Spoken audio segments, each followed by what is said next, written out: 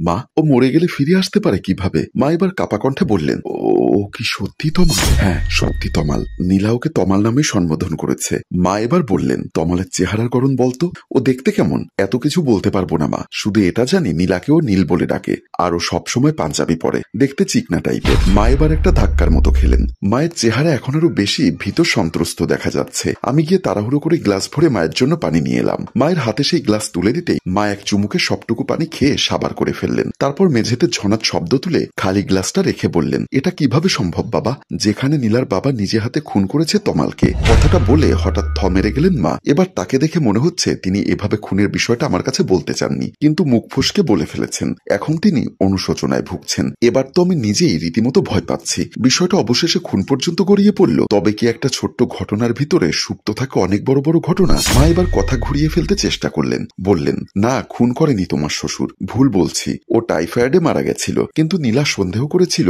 ওর বাবা ওকে খুন করেছে। আমি এবার হেসে ফেলি, হেসে বলি, মা, আমার 3 বছরের ছোট্ট ছেলেটাও মিথ্যা বলে না। এই ভয়ে যে মিথ্যা বললে আল্লাহ কাঁচি দিয়ে তার জিভ কেটে ফেলবেন। আর আপনি চুল পাকা বৃদ্ধা হয়েও কি করে অবলীলায় এসব মিথ্যা বলে যাচ্ছেন? কেন আমার কাছে সব লুকোতে চাচ্ছেন বলুন তো? আপনি লুকিয়ে রাখলেও আমি কিন্তু সব কথা বের করে ফেলবো। তখন আপনি অসম্মানিত হবেন। তখন আর আপনাকে আমি শাশুড়ি হিসাবে এতটুকু সম্মান করব না। ভালো আচরণ তো দূরে থাক, সবচেয়ে যে নোংরা আচরণ আছে তাই করব আপনার সাথে। মা এবার একটু চমকে উঠলেন। আমার তো মনে হয় তুমি নিজেই নীলাকে বাড়ি থেকে তাড়িয়ে দিয়েছো, আর একটা বিয়ে করতে চাও, তাই না? আমি কিন্তু সহজে তোমায় ছেড়ে দিব না, মামলা করব তোমার নামে। আমি ভাবলাম সঠিক তথ্য পেতে হলে তমাল এবং নীলাকে আমার প্রয়োজন, কিন্তু ওদের আমি কোথায় খুঁজে পাবো? আর কিছু বললাম না। জিহাদকে নিয়ে বাসায় এসে পড়ি। জিহাদ এখনো কিছু খেতে চাচ্ছে না। ওর সেই একটাই কথা, একটাই বাণী, মা কখন আসবে? বাবা, তুমি খুব খারাপ, মাকে তুমি তাড়িয়েছো। এবার আমার কান্না পায় খুব। ছেলেটার লাল টুকটুকে মুখটা শুকিয়ে এতটুকু হয়ে গেছে, চোখ দুটো ফুলে গেছে একটানা কাদার কারণে। আমি ওকে বুকের কাছে টেনে নিয়ে হাউমাউ করে কেঁদে উঠি। এবার নিজের উপর খুব রাগ হতে থাকে আমার।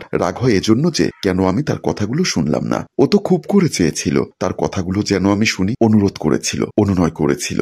আমি তো শুনতেই চাইনি, উল্টো তাকে তাড়িয়ে দিয়েছি। এখন জিহাদকে কিভাবে বোঝাবো? ছেলেটা আমার নীলাকে ছাড়া মুখে কিছুই তুলবে না, কাঁদতে কাঁদতে শেষ হয়ে যাবে। জিহাদ বোকার মতো তাকিয়ে থাকে, কথা বলে না। আমি ওর মাথায় হাত বুলিয়ে দিয়ে ধরা গলায় বলি, বাবা, একটু স্যুপ খেয়ে নাও কেমন? তারপর তোমাকে নিয়ে তোমার মাকে আনতে যাব। জিহাদ বসে যাওয়া গলায় বলল, মা কোথায়? আমি বললাম, ওর বন্ধুর বাসায়, তুমি আগে খাও, তারপর তোমায় নিয়ে ওর কাছে যাব। জিহাদ তখন বলল, আমি মায়ের কাছে গিয়ে খাবো, এখানে খাবো না। আমি খেয়াল করলাম জিহাদের গলা ভেঙে গেছে একটানা কাদার কারণে। এই ভাঙা গলা নিয়েই সে আবার কাঁদতে শুরু করে দিয়েছে। কি ভয়াবহ বিপদেই পড়লাম আমি। এর থেকে উতরাবো কি করে? আমি তো কোনো পথ দেখছি না। আচ্ছা, তমালের সাথে তো আবার চলে যায়নি নীলা, ওদের তো সুইজারল্যান্ড চলে যাওয়ার কথা ছিল। এবার আমি ঘরের কাগজপত্র ঘাঁটতে থাকি, খুঁজে দেখতে থাকি কোথাও তমালের নাম্বার আছে কিনা, তমাল সম্পর্কে কোথাও কোনো কিছু লেখা আছে কিনা, কিন্তু কোনো কিছুই খুঁজে পাওয়া গেল না। অবশেষে ব্যর্থ পরাজিত মানুষের মতো এসে বসলাম জিহাদের সামনে। এবার ওকে দরদ মাখা গলায় বললাম, বাবা, খেয়ে নাও প্লিজ, না খেলে তো তুমি বাঁচবে না, অসুখ করে ফেলবে তোমার। জিহাদ তখন রাগের গলায় বলল,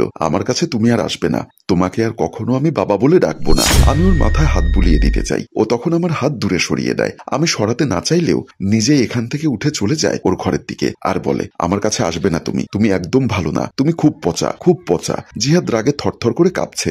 ছোট্ট একটা ছেলের এত রাগ হতে পারে? আমি ওকে বোঝাতে চাই, বলি, বাবা, এমন করো না তুমি, তোমার মা আজ বিকালেই এসে যাবে। জিহাদ আর কথা বলে না। ও ঘরে গিয়ে খাটের পাশে গিয়ে দাঁড়িয়ে করুণ গলায় কাঁদতে শুরু করে। ভুলটা কার তা আমি বুঝতে পারি না। নীলাকে আগে দোষ দিতাম, ওকেই অপরাধী মনে করতাম, কিন্তু এখন আর ওকে দোষ দিতে পারছি না। এখন নিজেকে অপরাধী মনে হচ্ছে। কেন নীলার কথাটা শুনলাম না আমি? কি হতো একটিবার ওর কথাগুলো শুনলে? রাতে জিহাদের গা কাঁপুনি দিয়ে জ্বর এলো, ঠান্ডাও লেগে বসেছে ঝাঁকিয়ে। এখনো মা করছে ছেলেটা। আচ্ছা, আমি কি করব বলুন তো? আত্মীয় স্বজন সহ ওর সব বন্ধুদের বাসায় খোঁজ করেছি, কোথাও নীলা নেই, কেউ তার খবর জানে না। এদিকে তমালের ঠিকানাও আমি জানি না। জিহাদের জন্য আমি কি করব এখন? বাচ্চাটা তো মামা করে শেষ হয়ে যাচ্ছে। কিছুক্ষণ পর ডাক্তার নিয়ে আসলাম বাসায়। তিনি ওষুধপত্র লিখে দিয়ে বললেন, ওষুধপত্রে তো কাজ হবে না বাবা, বাচ্চার মা ছাড়া সুস্থ হয়ে উঠবে না কিছুতেই। আর তুমি তো ওকে জোর করেও কিছু খাওয়াতে পারবে না, এমনকি ওষুধও না। তোমার ছেলে খুব জেদি। ডাক্তার চলে যাওয়ার পর মাকে ফোন করেছিলাম, শাশুড়ি মা নয়, আমার নিজের মাকে। মা আমার গলা শুনেই আন্দাজ করে ফেললেন কিছু একটা। তিনি উদ্গ্রীব হয়ে উঠলেন। কি হয়েছে বাবা, কোনো সমস্যা? আমি ধরা গলায় বললাম, মা, জিহাদের অবস্থা ভালো না, কিছু খাচ্ছে দাচ্ছে না, সারাদিন মামা করে কাঁদছে। মা স্বাভাবিকভাবেই বললেন, নীলা কোথায়? কি হয়েছে? ঝগড়া করেছিস তোরা? আমি মায়ের কাছে কি বলবো বুঝতে পারছিলাম না। মাও অসুস্থ, তার হার্টের সমস্যা, মাকে কি টেনশন দেওয়া উচিত? তবুও সবকিছু মায়ের কাছে খুলে বললাম। মা শুনে শান্ত গলায় বললেন, কেন ওর কথাগুলো শুনিসনি তুই? কেন? রাগের মাথায় কোনো কিছু করা কি ভালো? ধর তুই ম্যাট্রিক পরীক্ষা দিচ্ছিস, দিচ্ছিস, আজ অঙ্ক পরীক্ষা, তো হলো কি তোর কোনো অঙ্কই মনে পড়ছে না, মনে হচ্ছে তুই কিছুই পারবি না। এখন কি করবি তুই?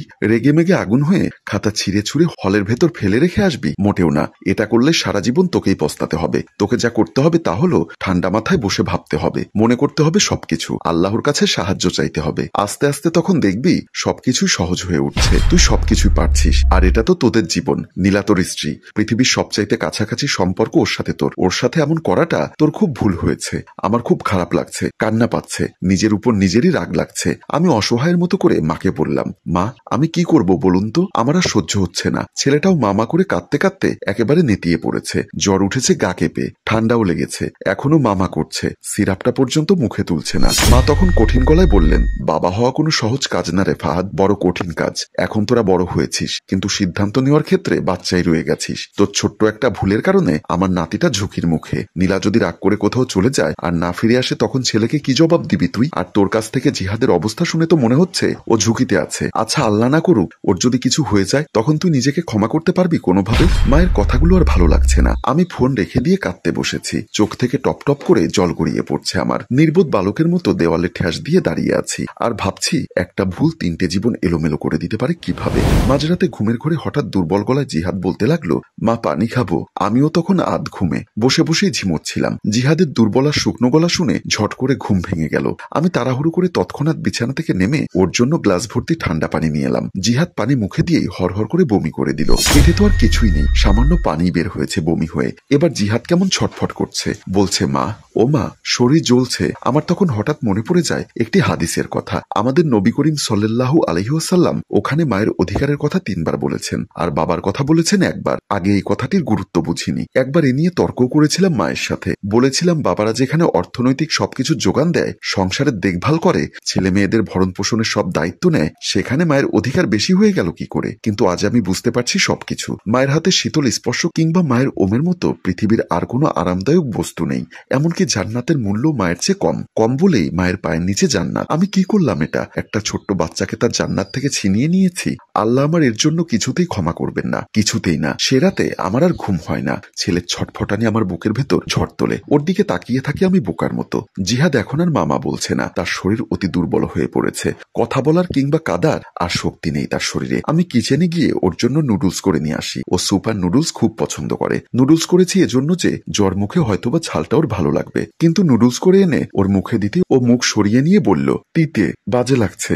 আমি ওকে সান্ত্বনা দেই, বলি, জিহাদ একটু খাও, শুধু খেলেই সুস্থ হয়ে যাবে। জিহাদ দুপাশে মাথা নাড়িয়ে বলল, খাবো না। রাত কাবার হয়ে এলে জিহাদ আবার ঘুমিয়ে পড়ে। ওর দিকে তাকানো যায় না। পরীর মতো ফুটফুটে সুন্দর ছেলেটার চেহারার কি হাল হয়েছে। চোখের নিচে কেমন কালি জমে গেছে, মুখটা মলিন হয়ে আছে। ওকে দেখে মনে হচ্ছে জন্মরোগা ছেলে। বন্ধুরা, আমাদের এই গল্পটি আপনাদের কেমন লাগলো অবশ্যই কমেন্ট বক্সে জানাতে ভুলবেন না। আমাদের এই গল্পটি যদি আপনাদের ভালো লেগে থাকে অবশ্যই লাইক, কমেন্ট ও শেয়ার করে সবার মাঝে ছড়িয়ে দিন। গল্পটির প্রযোজনায় মঞ্জুর মোর্শেদ। ধন্যবাদ।